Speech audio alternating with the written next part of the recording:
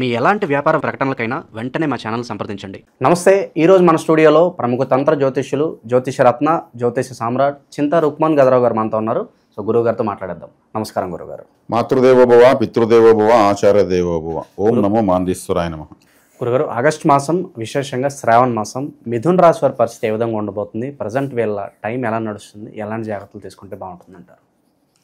ఈ 2025 ఆగస్టు మాసంలో మిథున రాశి వారి గురించి మనం మాట్లాడుకునే ముందు, మాస ఫలితాలు చెప్పే ముందు ఇది యొక్క సహజమైనటువంటి విషయాలు కొన్ని మాట్లాడుకుందాము. మిథునము అంటే కలయిక అని అర్థము. కలయిక అంటే ఏదైనా రెండు వస్తువులు కలిసేదని కలయిక అంటారు. రెండు గ్రహాలు కలిసేదాన్ని కూడా యోగము అంటారు. యోగం ఎప్పుడు ఏర్పడుతుంటే రెండు గ్రహాలు కలిసినప్పుడు ఒక యోగం.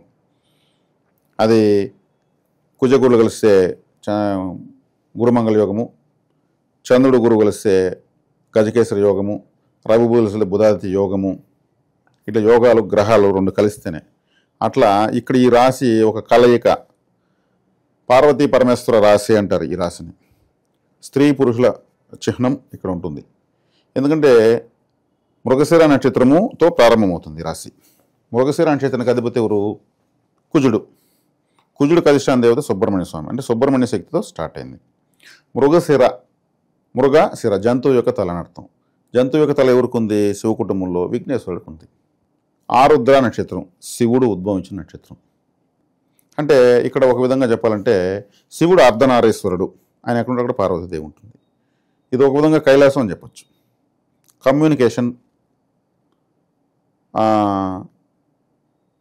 ఏదన్నా వర్తమానం అంటే సమాచార సేకరణ, ఈ మీడియా రంగము, రాయబారములు, లాజిస్టిక్సు, ప్రయత్నాలు అన్నీ కూడా ఈ రాశికి సంబంధించిన వాళ్ళే. అంటే ఇప్పుడు ప్రయత్నమే చేయకపోతే, ప్రపంచం అందరూ ప్రయత్నం చేయకపోతే డెవలప్మెంట్ ఉంటుందా? ఉండదు. ఆ ప్రయత్నము కాలపురుషులు 3వ రాశిది. డ్రైవరు అంటేనే 3వ రాశి. రిక్షా తొక్కే వరకు నుంచి ఫ్లైట్ తోలే వరకు అంతా కూడా 3వ రాశి ప్రభావంలో ఉంటారు. కాబట్టి రాహువు దానికి అధిపతి. ఆరుద్ర నక్షత్రం రాహుదే. ఎవరన్నా మనకు ఒక స్విగ్గీ, జొమాటో మనం భోజనం చేస్తుంటే హోటల్లో మనకు తెచ్చి పెట్టే వ్యక్తి కూడా మన కమ్యూనికేటరే. మనకేదో ఒక ఫుడ్ని కమ్యూనికేట్ చేస్తున్నాడు. కాబట్టి ఈ రాశి యొక్క ప్రత్యేకత చాలా శక్తివంతమైనవి. ప్రపంచం చేసే ప్రయత్నం అంతా మిథున రాశిలో ఉంటుంది. స్త్రీ పురుషుల కలయిక. మనకు శరీరం ఎవరు ఇచ్చారో తల్లిదండ్రులు ఇచ్చారు, వాళ్ళకి ఎవరు ఇచ్చారో వాళ్ళ తల్లిదండ్రులు ఇచ్చారు. కాబట్టి ఇది ఒక విధంగా అద్భుతమైన రాశి ఇది. మరి ఈ యొక్క స్థితి ఎవరికి ఉంటుంది? స్త్రీ పురుషుల కలయిక హిజ్రాలకు ఉంటుంది. స్త్రీతత్వం, పురుషత్వం రెండు ఉంటుంది. అంటే మనం వాళ్ళని తక్కువ చేసేకూడదు. భగవంతుడు వాళ్ళకి అదృష్టాన్ని ఇచ్చాడని మనం చెప్పాలి. సమాజంలో ఎంతోమంది వాళ్ళని చులకని చూస్తారు, చూడకూడదు. మిథున రాశిలో పుట్టిన వాళ్ళు హిజ్రాలకు కానీ మంచి డబ్బుల సహాయము, గ్రీన్ కలర్ డ్రెస్సులు, కట్చీప్స్, ఇట్లాంటి ఏదైనా వాళ్ళకు డ్రెస్సులు, శారీస్ ఇవ్వడం అత్యద్భుతం. అదేవిధంగా గ్రే కలర్ కూడా ఇవ్వచ్చు. ఇస్తే వీళ్ళకి చాలా వరకు దోషాలు పడుస్తాయి. కాబట్టి ఈ రాశి ప్రత్యేకత అంతా ఇంత కాదు. విఘ్నేశ్వర, సుబ్రహ్మణ్య, పార్వతీ పరమేశ్వర శక్తి ఎంతో ఉంది. ఇదే రాశిలో పునర్వసు నక్షత్రం ఉంది. ఆ నక్షత్రంలోనే శ్రీరామచంద్రుడు పుట్టాడు. రామ అనే శబ్దం ఎలా వచ్చింది? రా అనేది నారాయణలో సెకండ్ లెటరు, నమశివాయలో నమ సెకండ్ లెటరు కలిస్తే రామ. రెండు శక్తులు కలిసేదే యోగం అని చెప్పానా? శివకేశవులే కలిసినటువంటి నక్షత్రం మిథున రాశిలో ఉంది. శ్రీరాముడే ఆ యొక్క నక్షత్రంలో పుట్టాడు, పునర్వసు నక్షత్రం పుట్టాడు. అట్లా ఎంత చెప్పితే అంత తక్కువ ఈ రాశి గురించి. అత్యద్భుతం అంటే ఈ రాశి అధిపతి బుధుడు. బుధుడు అంటే ఏమి? Intelligence, document. ప్రపంచం అనేది డాక్యుమెంట్ పైనే బతుకుతాం. ఒక ల్యాండ్ ఉందంటే ల్యాండ్ చూడడం ముందు డాక్యుమెంట్ చూస్తే అంటారు. ఒక దేశానికి వెళ్తే డాక్యుమెంటే చూస్తారు, వీసా, పాస్పోర్ట్ అంటారు. ఉన్న దేశంలో ఉంటే కూడా ఆధార్ కార్డు అంటారు. కాబట్టి డాక్యుమెంట్ లేనిది ప్రపంచం లేదు, ఆధారము అని అర్థం. కాబట్టి మనకు సృష్టి ఆది దంపతులు ఎవరు? శివపార్వతులు, శివకేశవులు, సుబ్రహ్మణ్య, విఘ్నేశ్వర శక్తి మొత్తం ఉండేదంతా ఈ రాశిలోనే. అందుకే నక్షత్ర ప్రకారం వివరణ ఇచ్చుకుంటూ వచ్చాను. బుధుడు, బుధుడు అంటే ఇంటెలిజెన్స్, కనిపించే ప్రతి అక్షరము.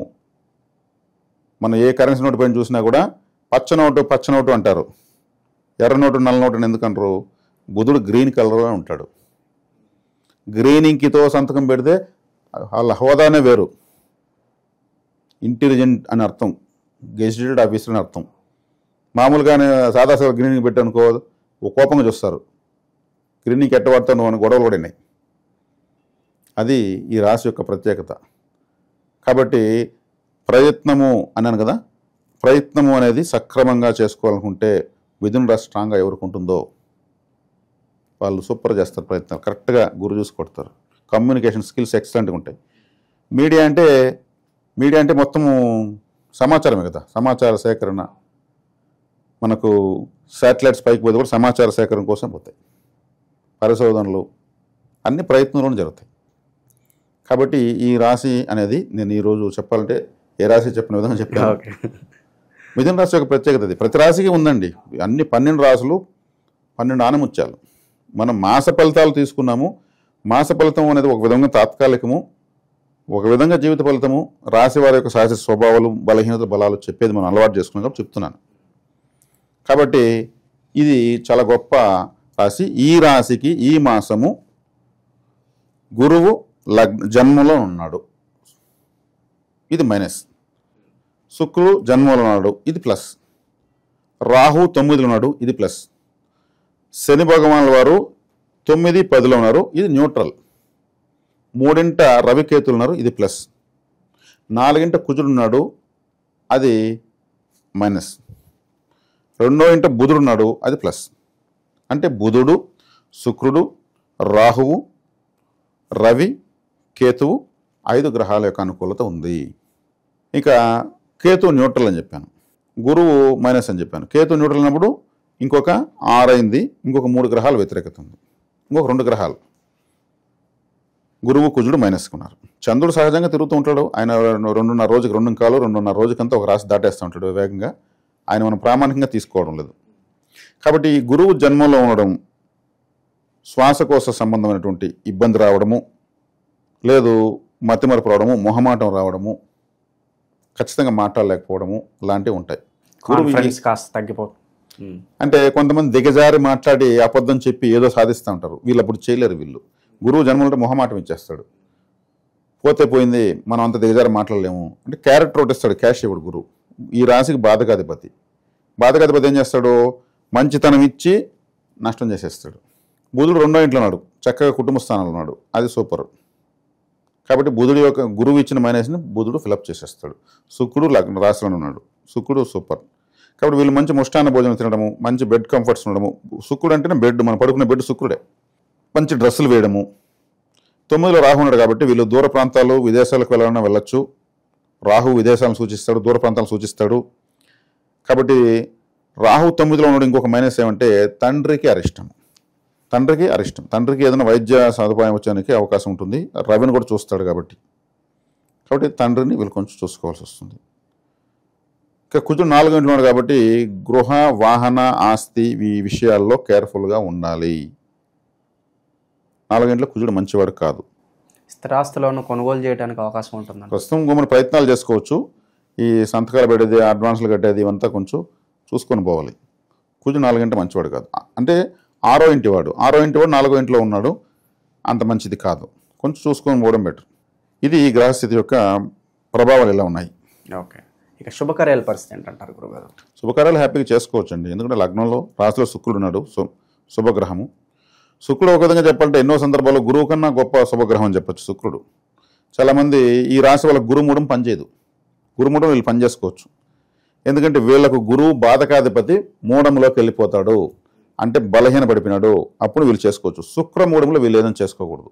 శుక్రుడు ఈ రాశికి శుభకారకుడు కాబట్టి, శుభగ్రహం కాబట్టి, పంచమాధిపతి కాబట్టి శుక్రమూఢం వీళ్ళకి పనిచేస్తుంది, గురుమూఢం వీళ్ళకి పనిచేయదు.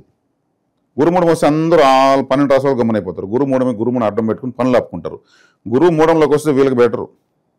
శత్రుగ్రహము మైనస్లో కోమలోకి వెళ్ళిపోతే వీళ్ళు ఇంకా హ్యాపీ, అప్పుడు ఇంకా ఈజీ చేసుకోవచ్చు. శుభకార్యాలు బాగా చేసుకోవచ్చు. ఇన్వెస్ట్మెంట్స్ పరంగా వ్యాపారస్తులకి ఏదన్నా సూచన ఉందా? ఇన్వెస్ట్మెంట్ ఎత్తుకుంటే ఈ ట్రేడింగ్ షేర్ మార్కెట్లో తీసుకుంటే ఇట్లాంటివి ఇన్వెస్టర్లు భారీగా పోకుండా తక్కువ స్థాయిలో పెట్టుకుంటూ వెళ్ళడం మంచిది. తక్కువ పెట్టినప్పుడు ఎక్కువ లాభాలు వస్తాయి, ఎక్కువ పెట్టినప్పుడు మొత్తం జీరో అయిపోతుంది. అందుకు ఇక్కడ వచ్చి ధనకారకుడు బాధకాధిపతి రాశిలోనే ఉన్నాడని చెప్పాను. ఆయన డబ్బులు ఇవ్వడు, క్యారెక్టర్ని, మంచితనాన్ని, మొహమాటాన్ని ఇచ్చి మంచి అనుకూల శత్రువు అని చెప్పొచ్చు. గురువు ఈ రాశికి అనుకూలంగానే ఉంటారు, ఏమీ కానివ్వకుండా చేసేస్తారు. కాబట్టి ఇన్వెస్ట్మెంట్ వాళ్ళకి ప్రస్తుతం ఎక్కువగా పోకపోవడం బెటర్. ఓకే, ఇక ఉద్యోగస్తులు, నిరుద్యోగులు వీళ్ళ పరిస్థితి ఎలా ఉండబోతుందంటారు? ఉద్యోగస్తులు తీసుకుంటే 10వ స్థానంలో కర్మస్థానంలో శని ప్రభావం ఎక్కువ ఉంది. కష్టంతో కూడుకున్నట్టు ఉంటుంది ఉద్యోగము, వర్క్ ప్రెజర్ ఎక్కువగా ఉంటుంది, ప్రెజర్ ఎక్కువ ఉంటుంది. వీళ్ళే కూడా చేస్తారు, తక్కువ సమయానికి ఎక్కువ పని చేసే విధంగా ఉంటారు ఇప్పుడు ఈ సందర్భంలో. ఇంకా నిరుద్యోగులు తీసుకుంటే వృత్తి స్థానంలో కూడా శనే ఉన్నాడు కాబట్టి వీళ్ళు 2-3 వర్కులు ఎంచుకోవడం బెటర్. ఒకే జాబు ఒకే ఆదాయం కాకుండా 2-3 ఎంచుకోవడం బెటర్. అన్నింటిలో కొంచెం కొంచెం వస్తుంది, కానీ అంతా కలిపితే ఎక్కువ అవుతుంది. అలా చేసుకోవడం బెటర్. ఒకే వృత్తిని నమ్ముకోవడం దానికన్నా 2-3 ఆదాయాలు వెతుక్కోవడమే బెటర్ ప్రస్తుతానికి. ఇక ఏ పని చేసినా కూడా ఎప్పుడు మాకు పెండింగ్ పడుతుందండి, అనుకూలత సరిగ్గా రావట్లేదు అనుకున్న వాళ్ళకి ఇన్స్టెంట్గా సొల్యూషన్ ఏదన్నా ఉంటుందా? అలాగే వీళ్ళకి ఈ అనుకూలత రావడానికి ఎంత సమయం పట్టొచ్చు అంటారు? వీళ్ళకి అనుకూలతలో ప్రతికూలతలు మరి పెద్దగా ఏం లేవు. కొంచెం కృషి చేయమంటున్నాం, కొంచెం శ్రమించమంటున్నాం అంతే. 2-3 పనులు సెలెక్ట్ చేసుకుంటే ఆటోమేటిక్ ఇన్కమ్ సెట్ అవుతుంది, దానికి ఇబ్బంది లేదు. అదేవిధంగా వీళ్ళు సోమవారం రాహుకాలంలో శివదర్శనం, శివాభిషేకం సూపర్. ఎందుకంటే ఆరుద్ర నక్షత్రానికి అధిపతి రాహువు రాశిలోనే ఉంది కాబట్టి పార్వతీ పరమేశ్వర రాశి మనం చెప్పుకోవడం జరిగింది. శివాభిషేకం చేయడం వల్ల వీళ్ళు అలా చేసి ప్రయత్నించుకోవడం చాలా మంచిది. అది ఆరుద్ర నక్షత్రం రోజు అయితే ఇంకా మంచిది. ఆరుద్ర నక్షత్రం సోమవారం రాహుకాలం అయితే ఇంకా మంచిది. తెల్లవారుతో వస్తుంది సోమవారం రాహుకాలం 7:30-9 వస్తుంది. ఆ సమయంలో చేసుకోవడం వల్ల వీళ్ళకు గోచార ఫలిత సంబంధం లేకుండా రిజల్ట్ వచ్చేస్తుంది. సో ఓవరాల్గా ఈ రాశి వాళ్ళందరికీ ఈ మాసం విశేషంగా ఎలా ఉండబోతుందో అద్భుతంగా వివరించారు. ధన్యవాదాలు గురుగారు. ధన్యవాదాలు.